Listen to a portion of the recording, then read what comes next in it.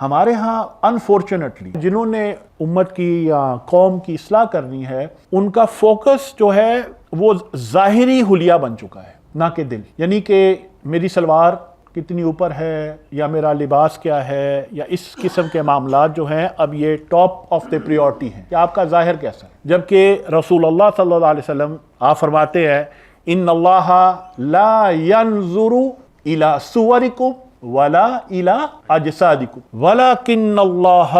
ينظر الى قلوبکم واعمالکم، کہ آپ صلی اللہ علیہ وسلم فرماتے ہیں کہ اللہ تمہاری صورتوں کو نہیں دیکھتا، نہ ہی تمہارے جسموں کو یا لباس کو، لیکن اللہ تمہارے دلوں کو دیکھتا ہے اور تمہارے اعمال کو. دل کی درستگی یہ ہماری پریورٹی نمبر 1 ہے. آپ صلی اللہ علیہ وسلم فرماتے ہیں فی الجسد مضغہ اذا صلحت صلح الجسد کلہ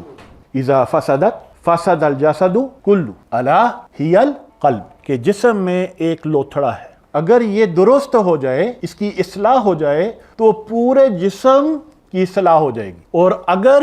یہ خراب ہو جائے تو پورا جسم خراب ہو جائے گا. اور بلا شبہ آپ صلی اللہ علیہ وسلم نے فرمایا یہ دل ہی ہے